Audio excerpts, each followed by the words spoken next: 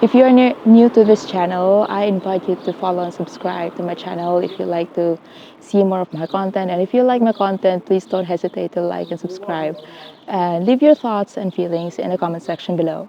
I really truly appreciate everything that you write and share with me. Yeah. Writing. It's the only way I know I can say something. I don't need to open my mouth or waste my time trying to explain what's happening inside me. Writing took me through paths I never imagined possible years ago. It opened countless blessings to make our lives comfortable. It helped me pay my bills and debts and support my family in the Philippines. Even before I arrived in Germany, my family benefited from what I earned. I would rather write than speak, but for the sake of improving myself and trying to test myself out of my comfort zone, I'm speaking with you today. And I just want to feel more comfortable with myself in front of the camera and really feel like, because speaking to the camera, in front of the camera, is like watching myself later on. It's like watching my past self, listening to my past self, and it's kind of fascinating as I watch through my videos in the past that I've produced and how far I have progressed.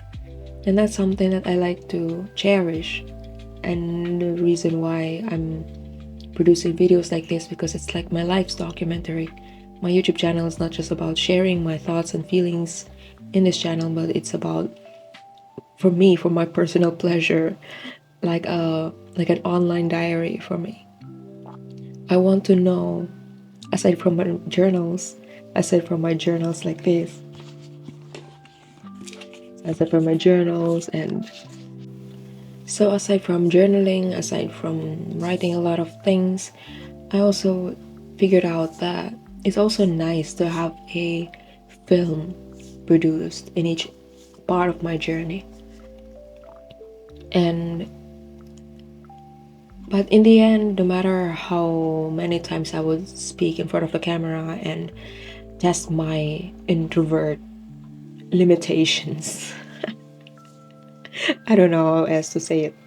Um, in the end, I'm still a writer. I'm a scribe, and I call myself the God Scribe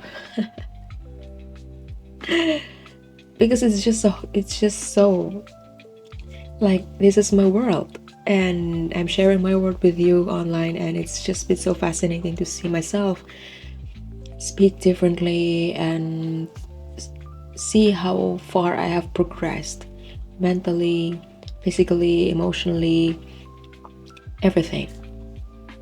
And in the previous episode, I talked about disrupting the family tradition and disrupting the tradition of having this specific career paths and societal roles. And through writing, through choosing the path of the unknown, I'm able to figure out who my true self is.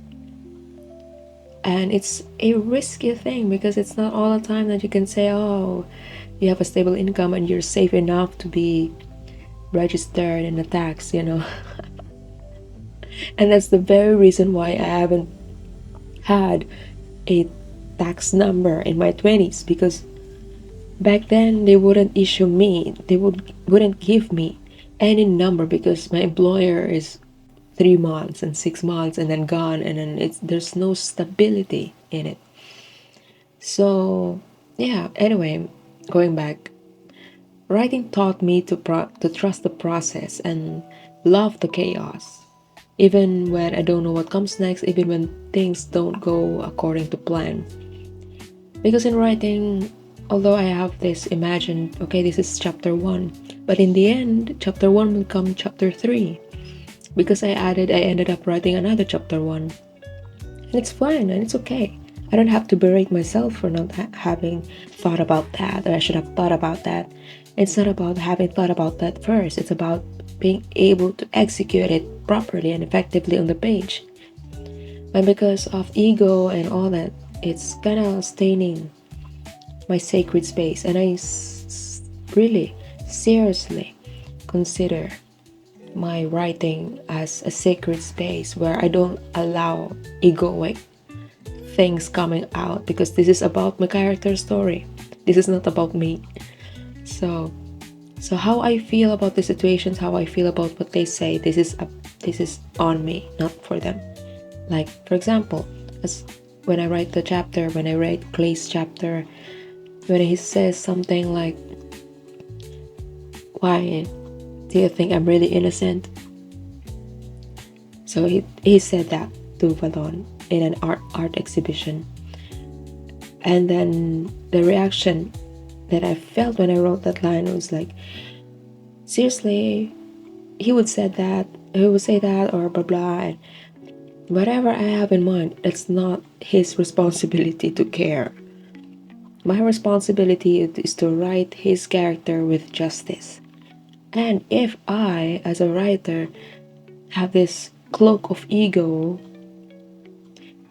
worn tight and secured, then how would I be able to write his part without really overcoming the cringe, without overcoming the uncomfortable feelings that arise, or whatever? And same with you, whatever form and medium of creative self-expression you prefer. If you allow ego to take or to manifest in your sacred space, then what kind of artwork, what kind of piece, what kind of song, what kind of creative genius you are if you allow these things to play out. And you know what? The ironic thing is, all these things that I've been talking about, I wouldn't have been able to learn them without the chaos, without the instability, without the risks, without the tests, without being pushed to the limits. Because I will never know that I will have the capacity to do such things like right now, producing videos, more than 100 videos uploaded. I mean, that's a serious achievement there. Having more than 100 subscribers, and it's growing, and having all this, while being able to finish my manuscript on time, and now I'm on draft 4, I'm almost done, while still being able to do other things. It's a lot. But do I feel sad? Do I feel overwhelmed? Sometimes. But I make sure that I won't lose my ground. No matter how it is, no matter how bad or how worse the situation is, I wouldn't allow myself to go back to square one and go back to my old self where I just see everything gray, black and white. Or I would see myself as this powerless, voiceless when I have the platform, when I have my characters relying on me to perform on the page for their stories to be revealed. And it's not up to me and my ego. My responsibility is to keep my ego on the side while they and their stories are playing out on the page. If you understand what I'm trying to say, the same thing with your craft, with your chosen craft, whatever it is.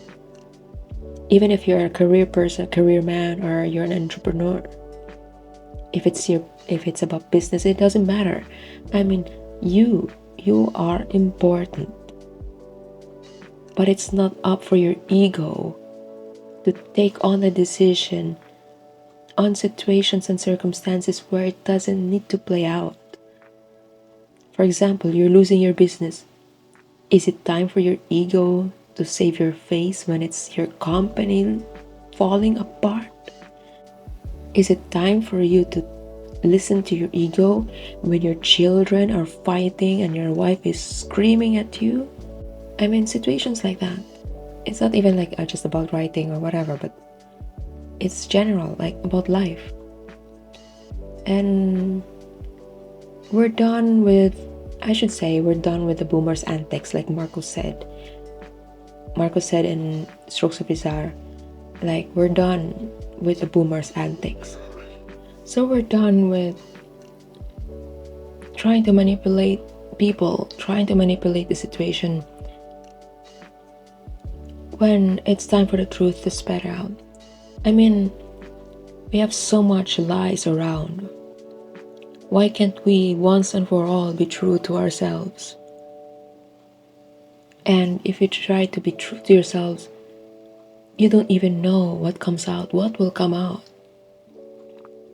And I think for me, it's time for the new tomorrow to come, wherein all of us will learn instead of trying to shove it away or remove it from our lives.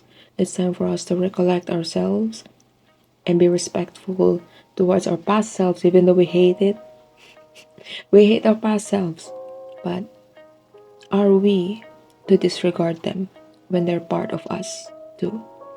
We wouldn't be the persons we are now if not because of the past selves. And we wouldn't be the future selves that we deserve if we still stay in the same state of our present self.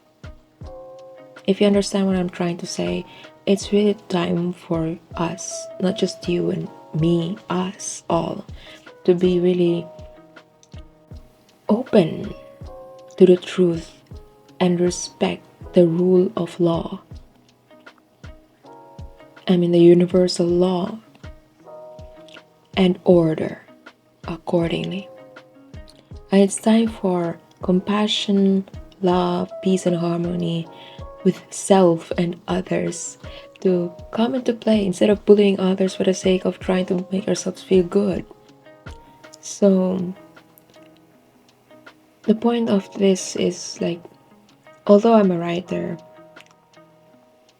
I didn't expect that I would learn all of these lessons from just going deep dive with my craft and being serious with my craft. And I don't know what lessons your craft will bring you unless you try. You will never know what comes out or what will come out of you if you continue disregarding, not really listening to what your heart and soul says. Because right now in my situation, if I keep listening to my mind, you would have known what will happen. Because I've listened to my mind for, let's say, 20 plus years. I've listened to my mind for most of my life, and it's time. And since the time I listened to my heart and soul, this is where I am. I was able to publish 4 books. I'm able to write another one, and I still have more books to come. I'm able to sit with you, talk with you in a more relaxed manner, rather than, like, although I have my guide and all, I have my outline just to not to lose track of what I'm talking about. And I still have to do my things. I have my daily life, I have my hectic rush of life, but I'm not losing myself. I'm not losing my ground. And that's the gift that you like to give yourself. The I that you never loved. The I that you never respected. The I that you never listened. The I. And it's not selfish. It's selfish if you keep constantly remember the balance of self and others. If you just keep thinking about yourself, even with all those trauma, and without really asking yourself, is it really me? Or this is just about me, that's different. This is just about me, that's a lot different than this is about me. I don't know if you understand what I'm trying to say in the last couple of minutes, but this is the point of this video. Like, I know that I am a black sheep. I know that I will forever be in the minds of my nephews and nieces that this is my aunt doing unstable aunt, and I'll carry that weight. But it's others. I can't control it. People will have opinions about me. People will hate me. And maybe you hate me. Thank you for hating me. I really love that you hate me. And for those who love me, thank you for loving me. Thank you for understanding me. Thank you for accepting me for who I truly am. And I know I'm a crazy person. I know I'm unstable, and but I'm okay. I mean, I can laugh about it. It's something that I gifted myself. Being able to laugh even when others are angry at me. Um, you know, I want to be able to sit down with you and really talk like this. I don't want to be able to speak like that if I'm still, EK, uneasy, uncomfortable, stiff like a lane, stiff as a bamboo tree, frozen in place. And I would be like Liz, who's just like she has something to say, but still defeated by the fatherly authoritative figure. So no matter what she does, it's always like she knows what she will want. She will say it.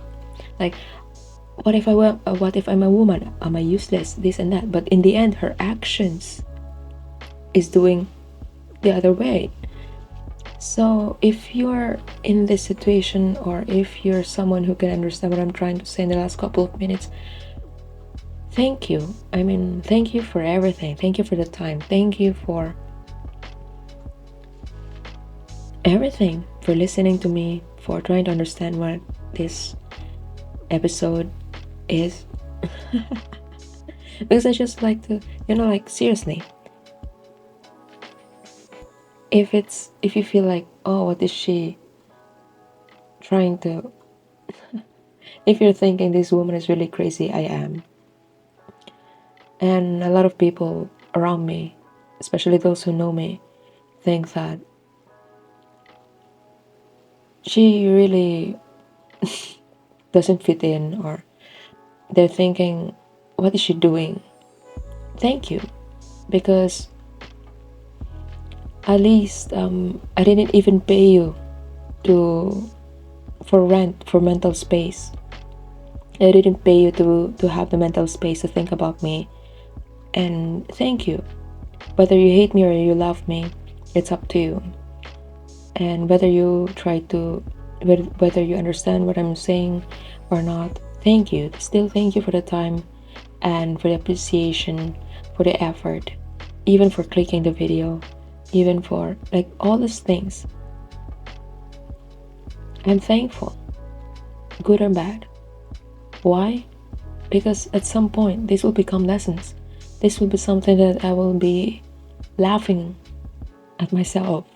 This will be a video at some point. This will be a video that I will be watching on a hammock tree near the beach, just under the coconut tree, although it's dangerous.